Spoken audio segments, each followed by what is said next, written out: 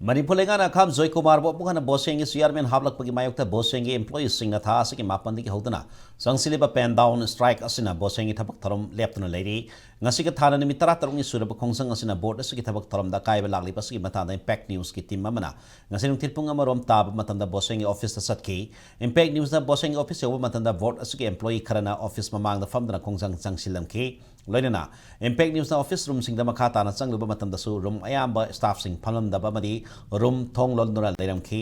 tungda khongjang changsilaba employees sing unabda employee amana tongan ton ba ran ba thabak ke sena bagi mathakta chairman amoi bidamatik sadraba Joy Kumar bu lenga kasana bu khana chairman oina hali pasi poseng staff yang khai manga lebi gi manungda yang khai hen bani yaning de asigma matik sadraba me sibu chairman phamne gi lokthok triba pawdi makhata na khongjang changsin gani haiki amarom da khongjang asiga mari leina lainga ki mai kai di wari sana se harak leibra haina hangbo wahangda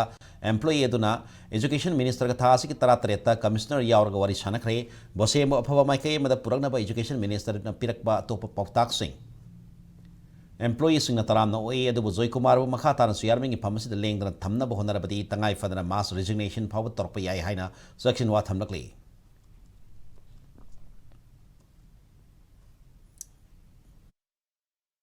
ngasi ngarang da su koi media gi kuthang da phongbira khribaduni yamna aran ba mong da koisal setter pha ba gi khot ba gi dagi mamang gi history me amama amot ba me am leibadru maram moiraga lakadu ba coming ISSLC exam si su koi taseng na ha ba taru tanan oiroi heavy wakal le koi all employees ngi thamoi da leijai maram aduna yaraga di koi na government da employees ngi side da gi koi na humble amko so na request taujari athu matam da anoba chairman ma happy hoy matik chaba chairman ma happy na bi da koi demand tauja habak traga mass resignation gi step ho koi lorok bagi phirap leje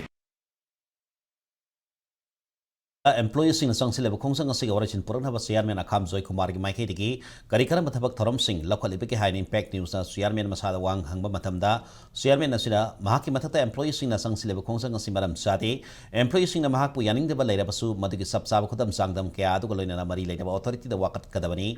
maduna tatuna mahiroi sing gi yengduna thabak hekta lepa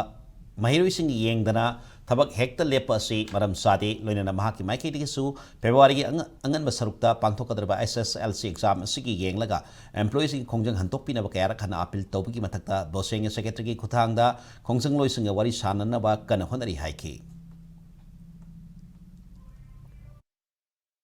karigumba employees gi side gi yaning daba ama leibasita aina moita singnaba punamakto